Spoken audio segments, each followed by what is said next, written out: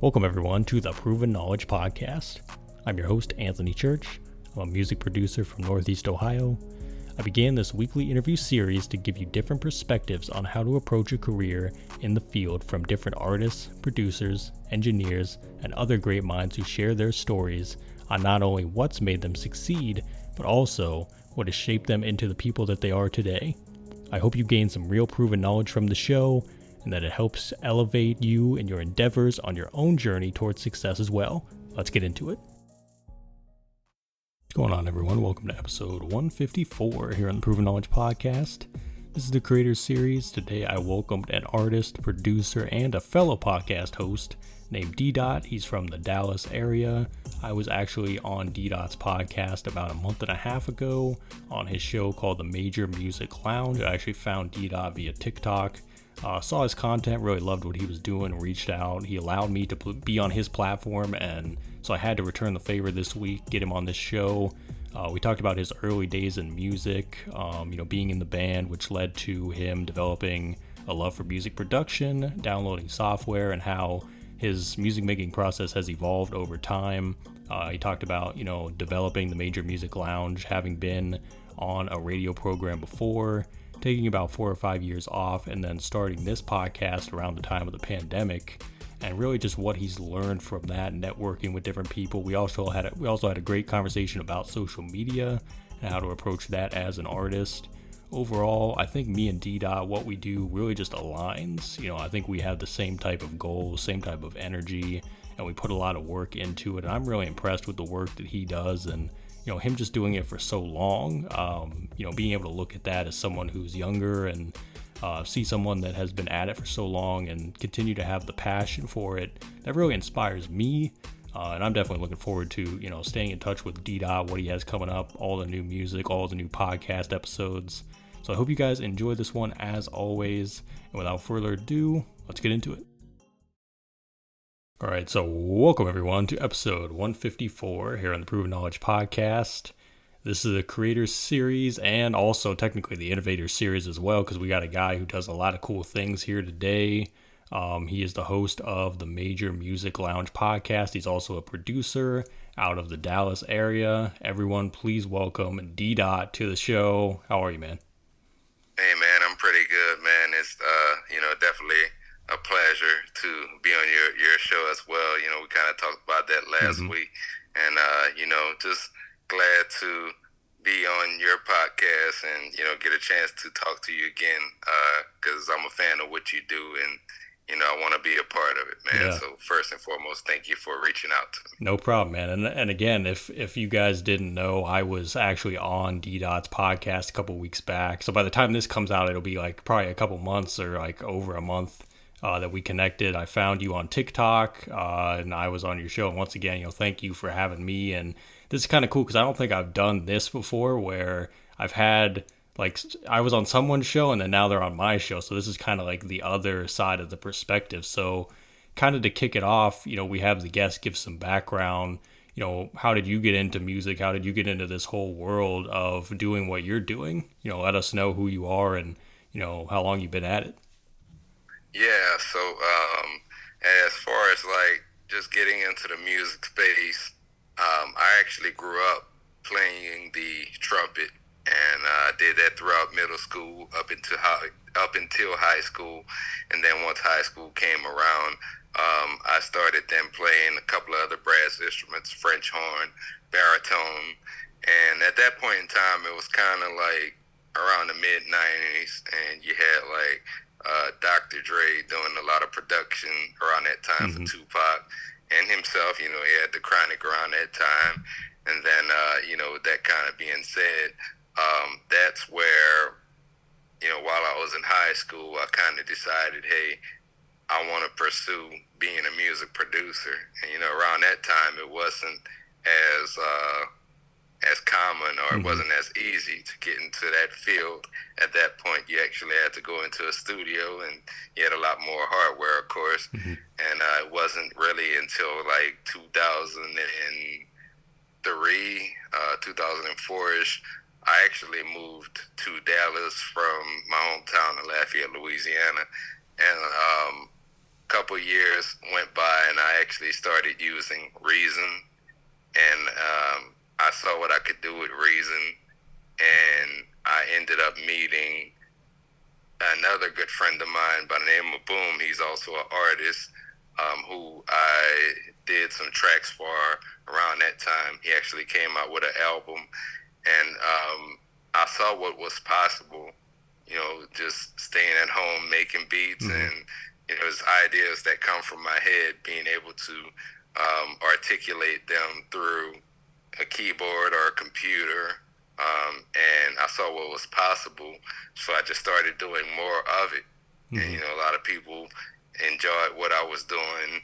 And, along that time also came, like, being an artist with that. So I would pretty much say, like, when I really seriously started thinking about pursuing music production, it was probably closer to 2008, 2009-ish. And, from there, I released my first album, Major Moves, in 2011.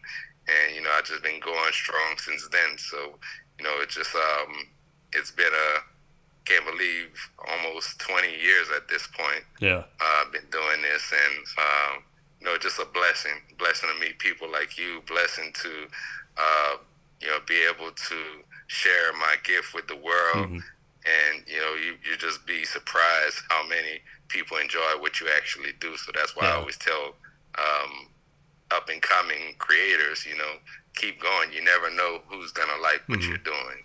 And I think that's how you are really passionate about that too, is when you've done it for so long. It's like for you, it's like you're never going to give that up no matter what, because you've just been at it so long. It's probably just a part of like who you are at this point. You know what I mean? So that's definitely great to hear. And I didn't know that it was that long too for you, and just like growing up, being in the band and things like that. And, did you ever utilize like your instrument in the early days of production? Like, did you utilize that at all? Or you on like an MPC to start out with? Like, what was the very beginning like equipment that you did buy back then? I didn't at that point in time. I currently do have a trumpet, but I've never made any like music with it yet. But like around the time I started creating music, all I used at that time was pretty much a combination of it was Reason 3, and I remember I didn't know what I was doing. I ended up buying a book around that time, ordering a book off of like when Amazon first started. I'm dating myself with that comment, but but I read the book, and that's kind of what taught me how to make beats. I didn't know what anything on a page was. I didn't know what a sequencer was. And then my first piece of hardware actually kind of came in the middle of that. I did own at one time an MPC 2000 XL, and that's kind of what led me to buying that MPC one you see right there behind me. So that was kind of the main three pieces. It was Logic Pro, Reason 3, and MPC. Yeah. It's cool to see that evolution too, like over time as it changes too. And I also like how you said you did learn from books too, and like kind of how it's different. Because for me, and that shows kind of like how it's different from generation to generation too. Because for me, it was like YouTube.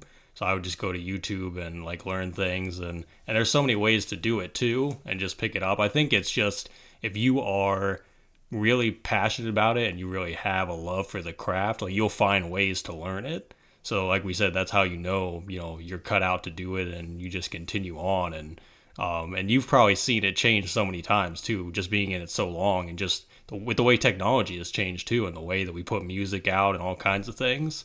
So just to be able to witness that is probably pretty incredible. So yeah, I think the biggest thing, like for me, I can remember when I first started.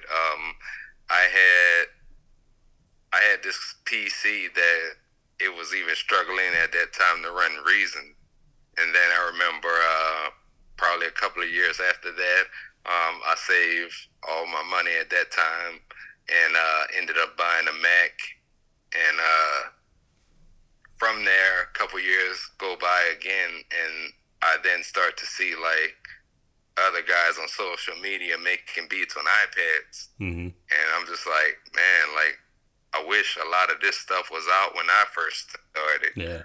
Just to see like, because I've made beats on my phone at this point, and like there's just so many different ways to create now. So you don't have to have a big expensive studio to create music. The accessibility has changed so much, and the really the entryways to being able to do it has changed a lot too. And I just think it'll continue to evolve. And for you, like recently, let's just say the last few months, what have you been on primarily? Because I think you mentioned that on your podcast as well. But for those that might not have heard it, what have you been making beats with primarily, and how's the workflow been going, day to day? I probably go back and forth. Like I would say this, my main DAW of choice. Like if you have to say, hey, we're gonna just let you make beats on one DAW, it would be Machine. And the reason for that, I talked about earlier. I started out with Reason and Logic, but I would say around 2009 or so, my Mac at that time crashed. I lost everything. Oh man.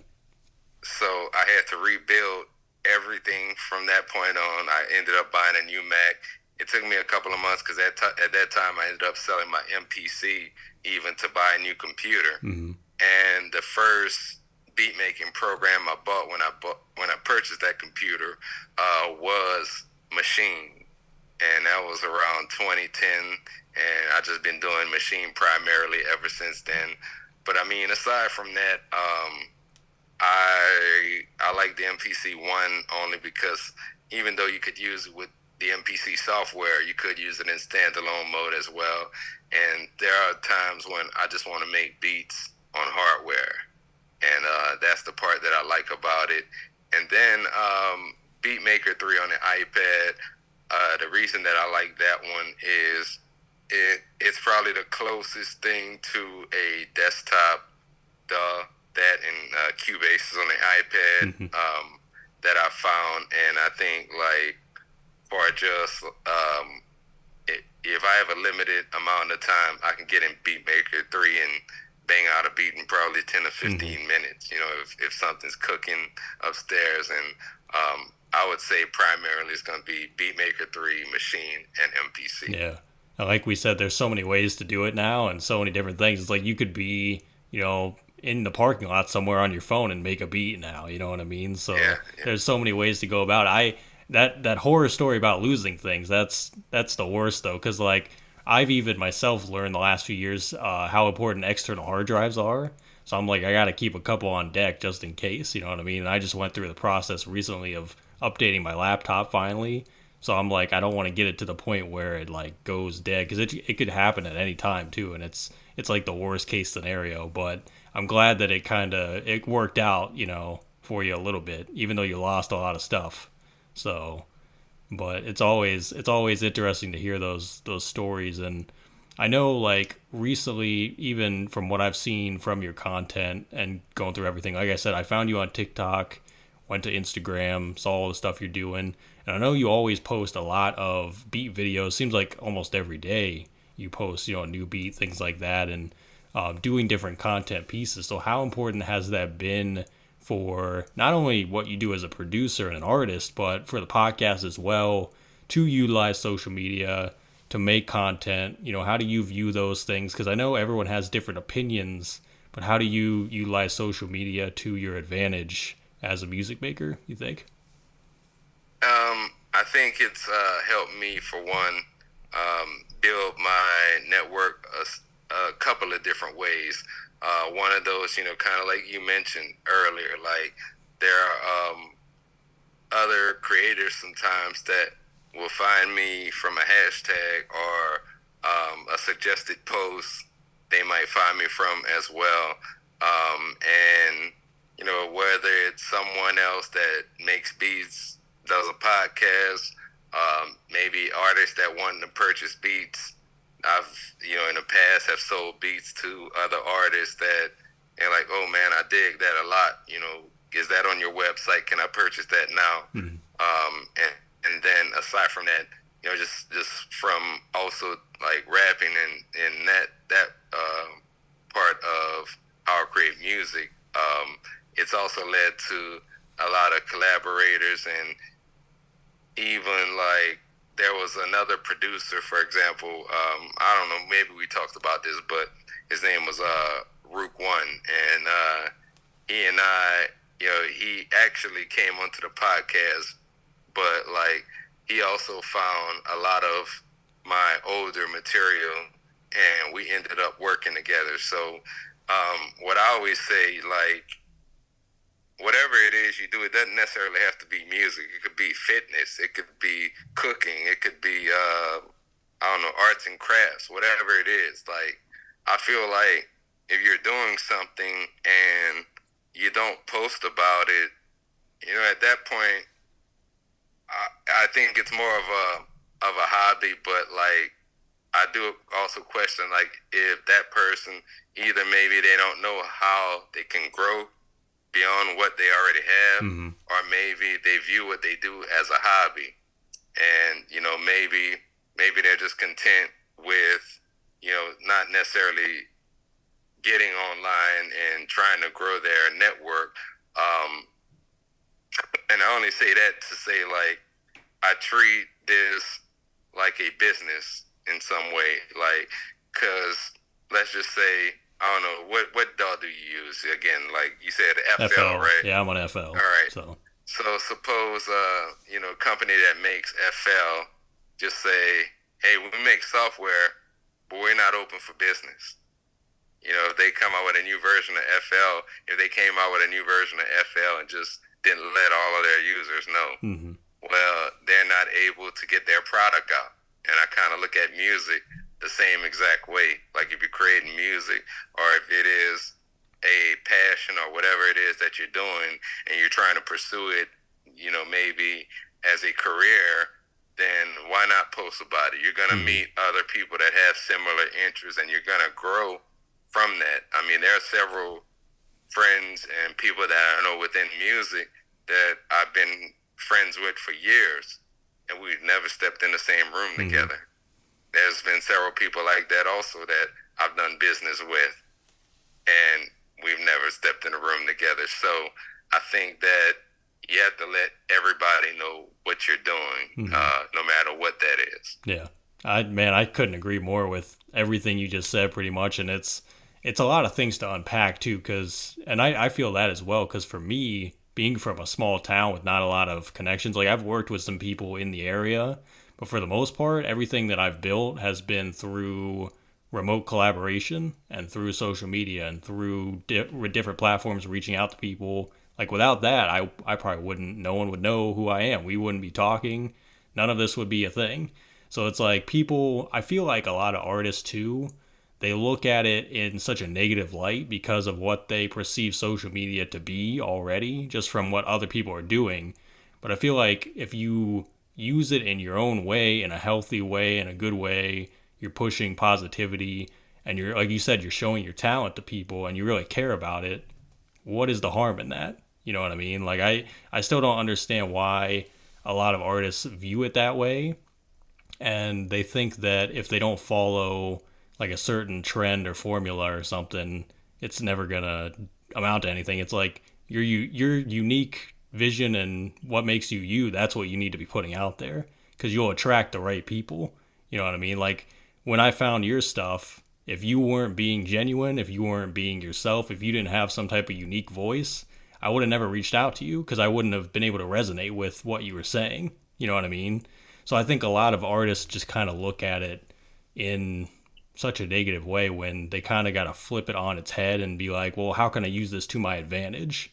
And this is kind of the world we're in now, where, like you said, if you don't have that presence, that online presence, you can't really sit there and wonder why nothing's happening. You know what I mean? So, and again, yeah, like you said, if people want to do it as a hobby, or they just want to do it for enjoyment, then yeah, I guess you wouldn't need it. But I always get a kick out of the people who, they want to do it for like a career and everything, and then they don't want to do all these things. It's like, well, you can't have both. You know what I mean? You gotta make sacrifices. You got to put in a little of the work and put yourself out there too. So, man, I love that.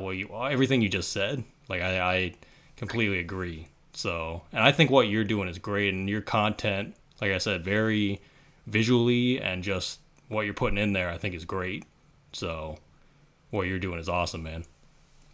Thank you. And kind of to piggyback off of what you said, it's definitely like a double-edged sword, because I get it. Some people, like some artists, will look at it, and I remember like years ago when IG, and at the time it was a lot of Facebook and Twitter, Mm-hmm. but a lot of artists used to just post that they were in the studio, but we would never hear the music. Mm. And then we had other artists that wouldn't post that they're in the studio, but we hear their music.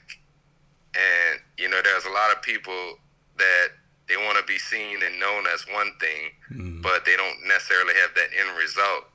And I think, the people that's working in silence, the results are going to come. They're going to show themselves. So, I mean, you can kind of always distinguish the two. If you watch somebody for quite some time, you really see what they're about. Yeah, it's really a case-by-case basis, too, because I definitely feel what you're saying. And it's almost like if someone disappears, you're like, what's happening to them? But then they might come back with something crazy. We just don't know. Yeah. So, but yeah, I definitely appreciate that insight, and I think that's great and something that a lot of people can kind of take notes from as well. So as far as the podcast goes, I want to dive into that a little bit as far as, how you got into being a podcaster, how you came up with the idea of the show, to give other, artists an opportunity to talk with people. Like, where did that idea generate from, and, how did you start with that? Oh, yeah, great question. So, a lot of people don't know this, or, there are a lot of people that do that's been kind of following me for at least since 2009, but around 2009, I actually did another online radio show called The Producer's Corner.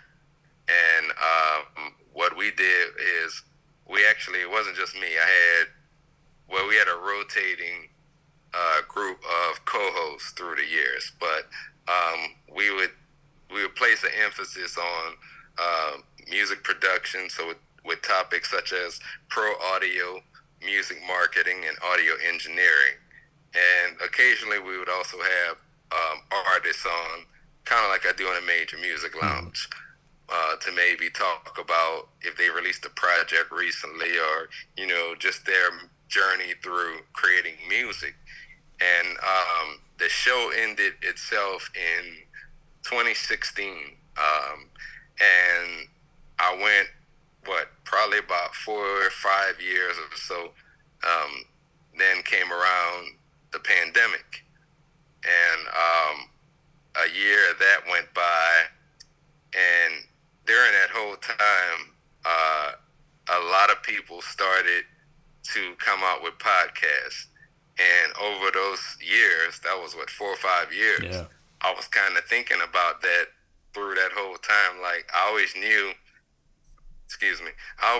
when the Producer's Corner ended that I wanted to get back into it at some point. And I thought that around the time when, I was stuck at home, when everybody was stuck at home, that was the first time, because we actually started it. The pandemic originally started in 2020, and then it was 2021, January of that year. And at that time, with my job, I was still I'd spend a little bit of time here, I'd spend a little bit of time, on the road. Mm-hmm. But while I was here, it just dawned on me that, it's time. It's time to go ahead and do it. Because at that time, I noticed that, all the beat making videos I was doing was gaining traction. The work I was doing as an artist was gaining traction. And I wanted something else, because I was doing a lot more. It's hard to believe based off what you see, but I was doing a lot more beat making videos around that time too. And I just wanted, every year to myself, I always think about okay, what am I going to add different to my YouTube channel than last year? Mm-hmm. Because people want to see different things. And I also thought that's also another thing that led me to starting a podcast. And originally, it started out, I did strictly just music production at the beginning. If you were like just into beat making, if you wanted to come on, maybe you were an app developer, maybe you sold like sound packs, you were into sound designing, or whatever your role in music production was, we wanted to have you on the Major Music Lounge podcast. And, you know, it was, again, based around a lot of these creators' journeys. And then one day, a good friend of mine by the name of Zach One, out of California, shout out to Zach, but he had hit me up because he saw, and he's only an artist, but he had, you know, stepped correct to me, and he was just like, you know, I want to know if you would allow me to come on your podcast. And at that point in time, I was like, I didn't know whether or not I wanted to do it or not, because I had said strictly music producers. So I ended up having him on the show, and we had a, you know, kind of like your podcast, for example. Mine, most of the time, we go about 30 minutes. And we're having such great conversation. We ended up going beyond that. But it led to me getting other creators on, and it just kind of kept me going from that point on. So I felt like I wanted to create a platform after that, which, whether you made beats, whether you rap, and you wanted to come on and tell your story and talk about what you're doing, I wanted to make the Major Music Lounge podcast a place like that. And here we are almost 3 years later, and we've just continued to grow. 74 shows, and I didn't even think that I would be at this point, and, you know, I'm just thankful for that. Yeah. Well, it's awesome, man, and I definitely commend you on that. I still got to go check out some of the older episodes because I'm still skimming the surface of the recent ones. Because, like I said, I've only been in your world for a couple weeks, so I really got to like take a deep dive back on the back catalog and listen to a lot of that stuff. And I definitely feel about what you said about, you know, what to add to your YouTube channel every year, like adding to your repertoire, figuring out how to add value. That's big things that I know I've experienced too. It's like every year you're like, okay, this worked. What else can I do now?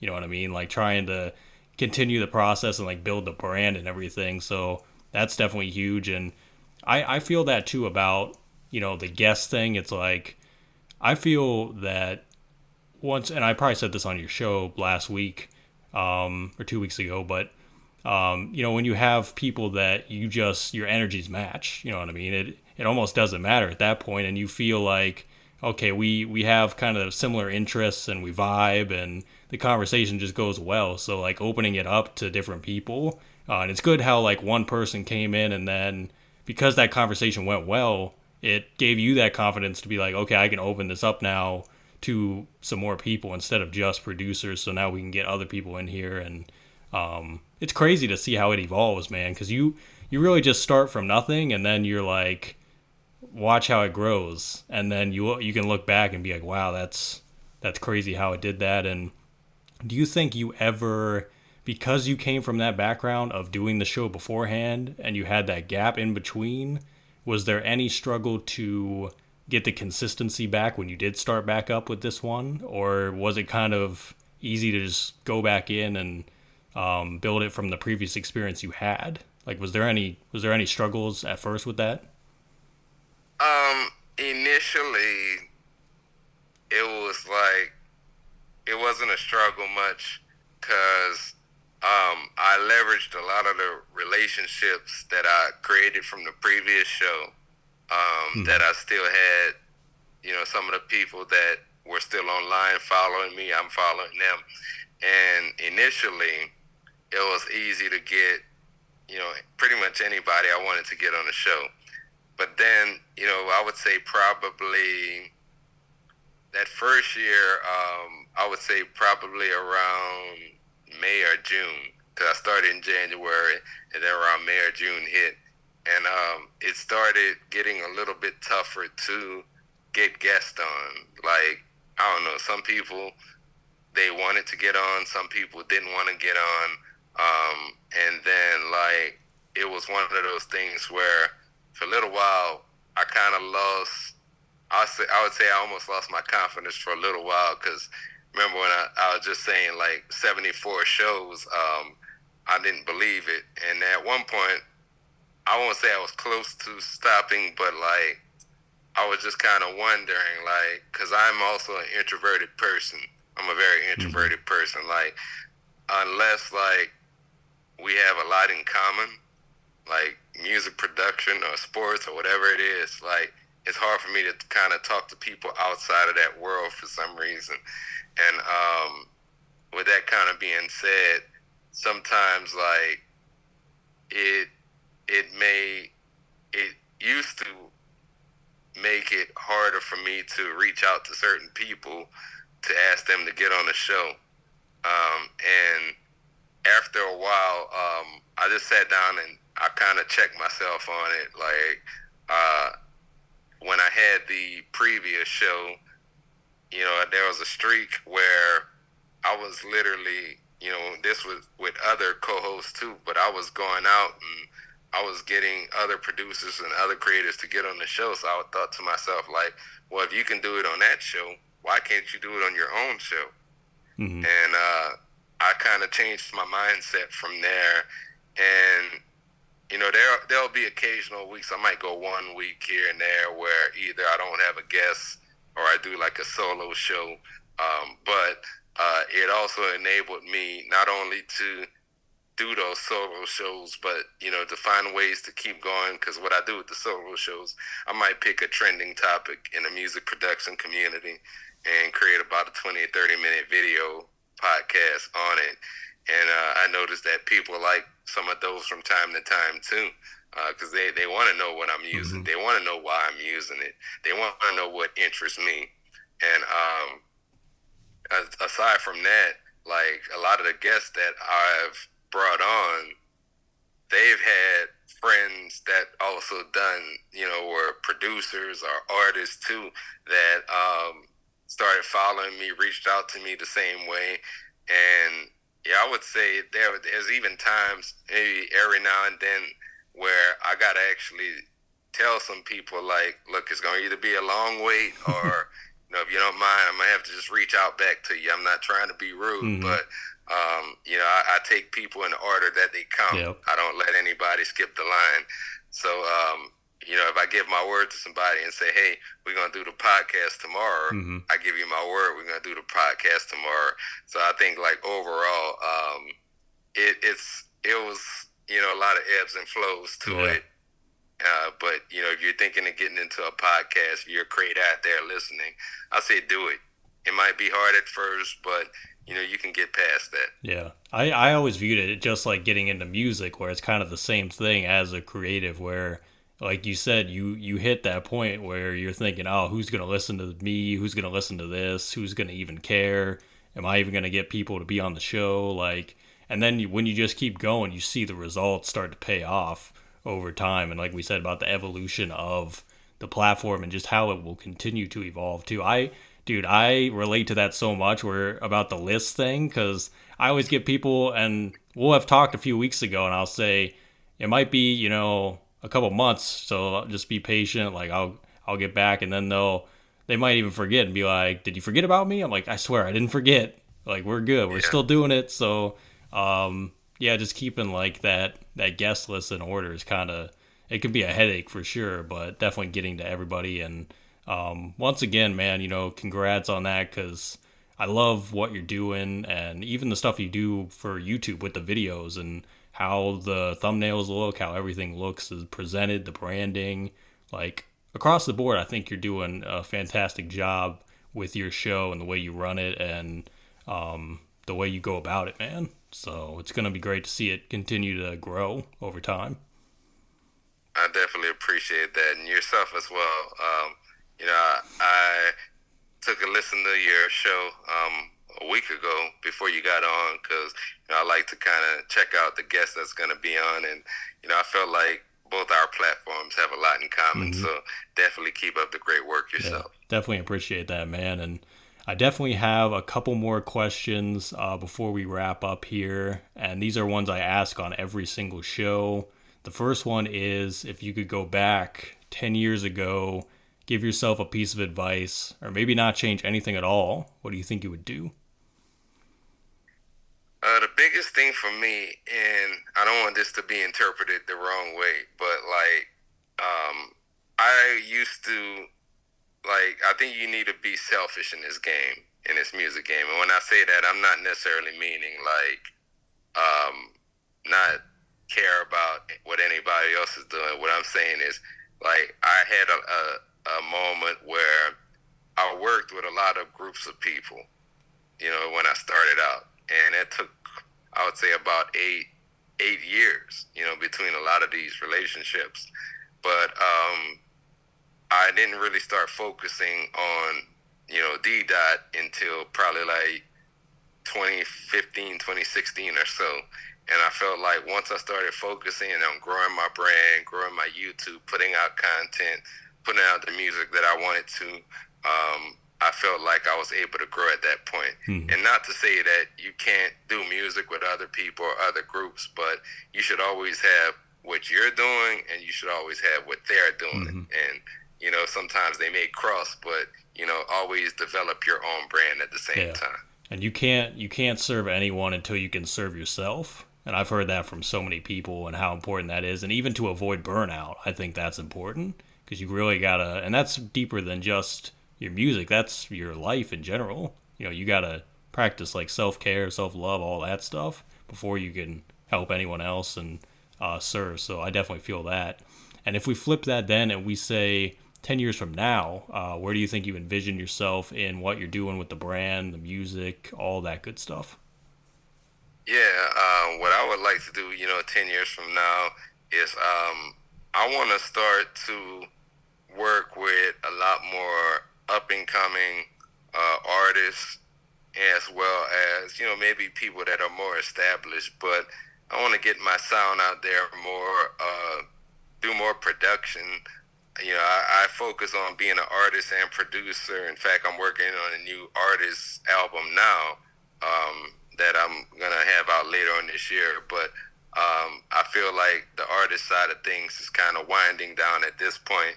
I've had my day, and production is kind of the main thing, and that's really what I want to be known for. So I want to work with more artists going forward. Giving people an opportunity as well, and I think that's super vital, and just helping the next generation too. So I think you're gonna make some great stuff, man, out of that. And Thank do you. you have any final words of wisdom today for the listeners? Yeah, I just, kind of like we talked about, is keep on going and find your target audience. Your music is not going to be for everybody. You may post music on one social platform and not get the results you want. Like I post to my Facebook personal page all the time. And that page is very much contrasting to, like, if I post on Instagram, and I know my target audience is more so on Instagram, the people that like truly what I do. And I think, more so the people on Facebook. Not to say that all of them don't like what I do, but I think a lot more of those people I've been knowing, for years, high school, other jobs, things like that, as to where people that follow me on Instagram, those are other creators. Those are people that do what I do. So I know that's my target audience. So that's who I kind of aim to kind of look to grow my brand, whether that's as an artist, whether that's a producer, whether that's the podcast. So definitely find your target audience, learn how to market your music, and just because you don't get the results that you want initially, doesn't mean you have to stop. Find a way, make adjustments, and keep going. Yeah, got to keep persevering, man, through it all. And I think you're doing that very well, man. And once again, D Dot, I appreciate you so much, man, for even getting back with me in the first place, for letting me be on your show, for coming on this platform. And I know we're gonna stay in touch, and we're gonna keep doing some great things together moving forward. So thank you again, man. I really appreciate it. Oh man, no problem, and yourself as well. Definitely keep going, and I told you before, anytime you wanted to come on the show and vice versa. Anytime you are looking for guests, feel free to reach out, man. And, you never know down the line, maybe we can do some collab shows. Yeah, sometime. Absolutely, man. Thanks, everyone, for listening today. That was episode 154 here on the Proven Knowledge Podcast. We'll be back this time next week. As always, hit the support button on your podcast streaming platform if you'd like to send any funds. And feel free to leave us that 5-star rating if you enjoyed today's episode. So we'll see you then. Thanks, everyone.